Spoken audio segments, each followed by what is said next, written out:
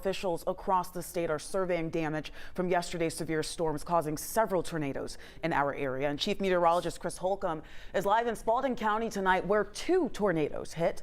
Chris, what are you seeing out there today? You know, this damage is just extensive. You can see behind me here, there's a home. You know, we've been pretty much here at the same place throughout my live shots, throughout this newscast here. But from every angle around me, there is just extensive damage. This home right here has no roof. It is a brick house, so it fared a little bit better than some of the other houses here that are just demolished. They're gone. But you can see the damage here. And just look at the trees all around. I know we're starting to lose some of the light of day, and it may be a little harder to see that right here. But trees all around, uprooted, snapped halfway up, and this damage is just all throughout this area.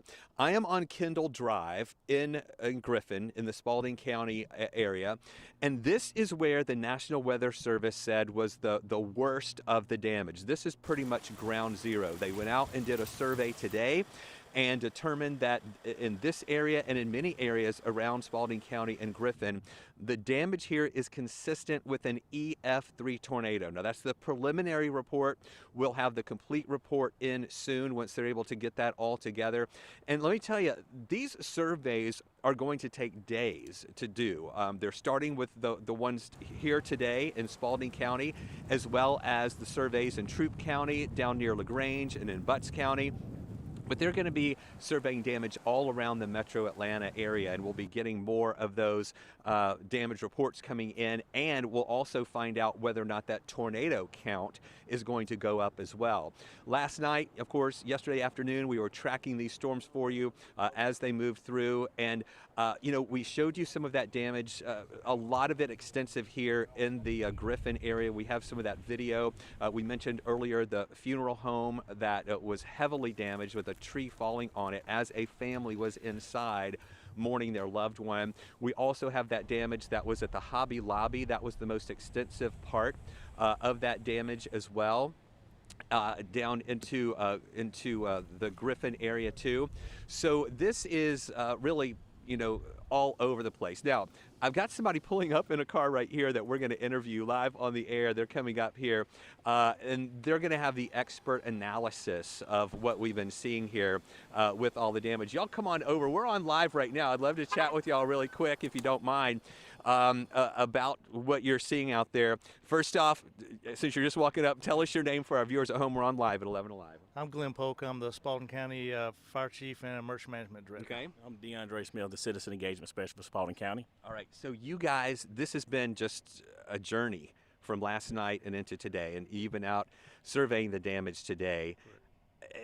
The National Weather Service said it was an EF3 with extensive damage all around. What are y'all seeing, and what are your next steps?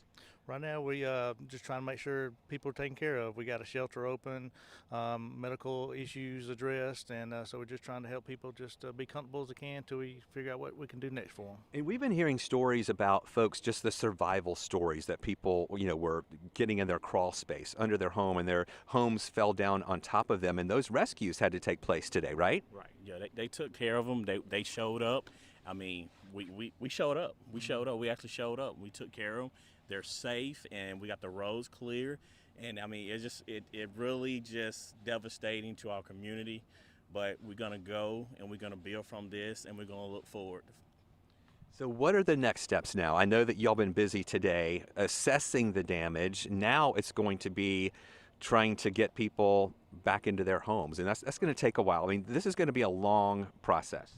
It truly is, and we have a great team that's putting all their resources together. So today we try to make sure things are safe, power line issues, road issues. So going forth, we're going to try to do some volunteer days to help individuals with their homes, with the additional road issues, and just try to help them get back to what their normal is. And as far as the safety of everybody here and the safety of people's belongings, there's a curfew tonight, is that right? The city of Griffin has a curfew, and then we do have extra patrols with all law enforcement. All right. Well, thank y'all so much for pulling up and hopping out of the car and chatting with us here live. And we appreciate all the work that you guys are doing and everybody that you're involved with. And again, you know, we talked after the Noonan tornado, and it is an extensive project, an extensive thing to do to get this community. But your community is strong, right? That's true. That's very true. We got good partners. All right. Thank you so much for that. Good luck to you guys. Thanks for your help. All right, Jennifer, let's go back to you in the studio, and where again, this is going to take a long time. This isn't going to be fixed by tomorrow. We're going to be talking about this for weeks and months ahead. All right, Chris, thank you so much. And we know that those communities hardest hit are already mobilizing to put those things in place to help everyone get back on their feet as soon as possible. Absolutely. We'll be right back.